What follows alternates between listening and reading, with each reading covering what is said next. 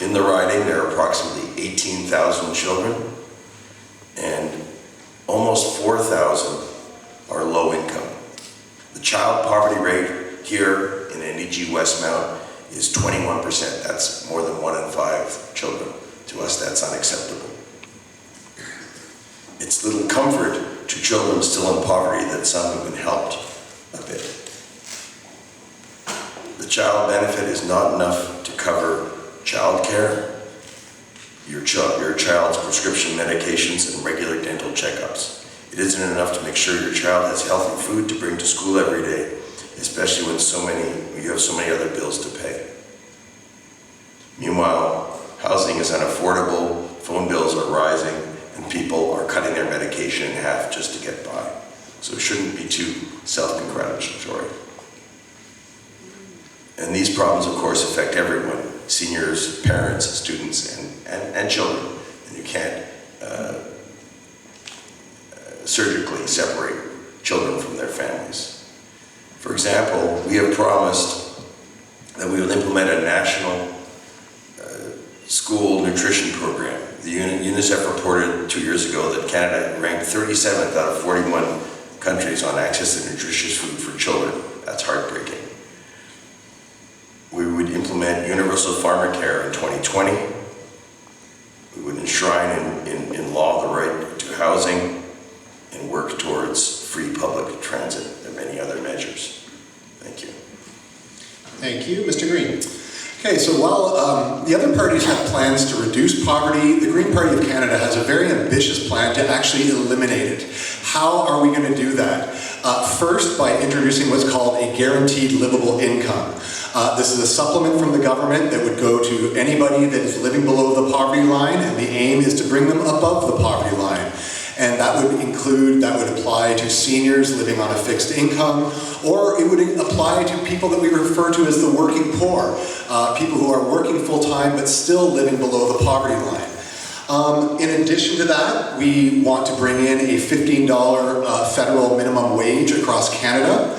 We want to legislate housing as a legally protected human right, and then follow that up with massive investments in both co-op and social housing, as well as rent assistance. So we're also planning a major investment to assist people, low-income families with rent.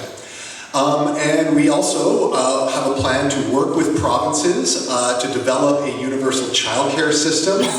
And we want to eliminate tuition and forgive the federal portion of student debts. And just to return to the issue of seniors, we would like to double the Canada Pension contribution or target income replacement from 25% to 50%.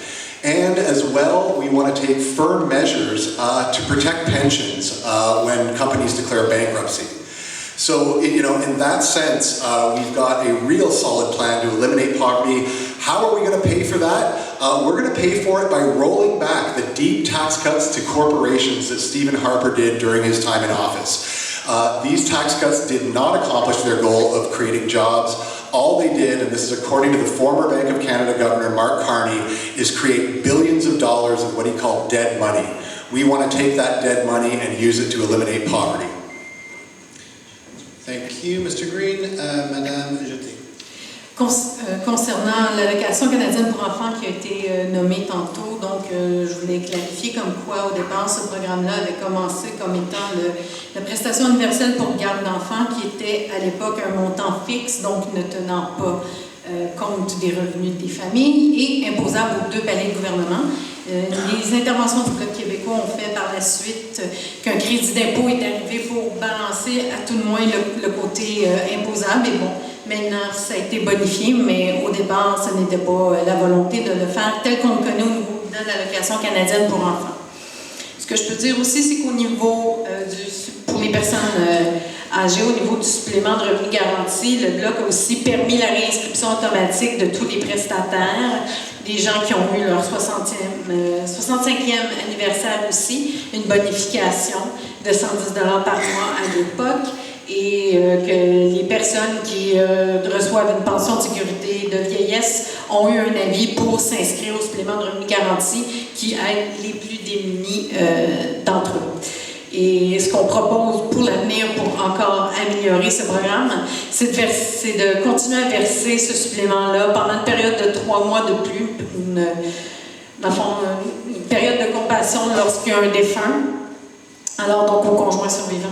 On souhaite aussi réinscrire tous les gens qui peuvent être susceptibles de recevoir le supplément de revenu garanti et ceux qui ne sont pas présentement inscrits, donc le faire. Et permettre aussi de recevoir les chèques soit aux 2 semaines, soit au mois, en fonction de ce que les gens préfèrent pour balancer mieux leur budget, donc une flexibilité sur les versements.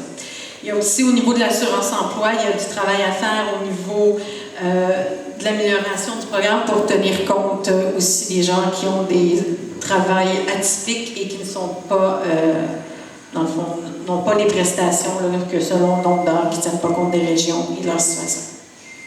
Merci beaucoup, Madame Jeté. Et avec la deuxième question, for the second question from the NGG Community Council, returning to the microphone, Gaziela Viento Challenger.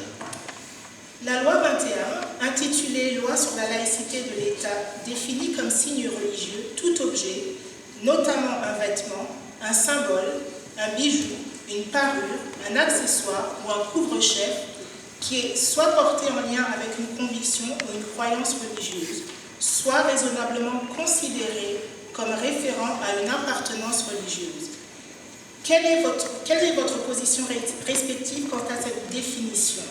Comment envisagez-vous respectivement l'harmonisation du cadre juridique québécois avec le cadre juridique fédéral en ce qui concerne les résidents du Québec qui travaillent dans les institutions fédérales? Et comment envisagez-vous de remettre cette loi en cause? Quebec's Bill 21, entitled An Act Respecting the Laicity of the State, has defined a religious symbol as any object, including clothing, a symbol, jewelry, an adornment, an accessory, or headwear that is either worn in connection with a religious conviction or belief, or is reasonably considered as referring to a religious affiliation. It then forbids people from wearing these symbols from holding certain position of authority, including among other jobs, teaching and public education system. Ça ne figurait pas en français, mais je vais le dire. Entre autres, ça interdit à certaines personnes d'avoir des postes d'autorité, des postes à responsabilité, incluant certains emplois dans l'enseignement ou plus largement dans le système d'éducation publique. What is your position on this definition? How do you believe that provincial law can be harmonized with the federal legal framework, especially when it comes to Quebec's residents working for the federal institution? Would your party mount a legal challenge to this law? Merci. Thank you very much. Et on va commencer avec Monsieur Garneau. The Liberal position has been expressed very, very clearly. We don't support Bill 21. We are the party of the Charter of Rights and Freedoms in this country, and we're proud of that. Et on ne croit pas que c'est acceptable pour un État de protéger certains droits, mais pas d'autres. Ce n'est pas à l'État de dire à quelqu'un comment s'habiller. Ce n'est pas à l'État de forcer une personne de choisir entre son emploi et sa religion. Le projet de loi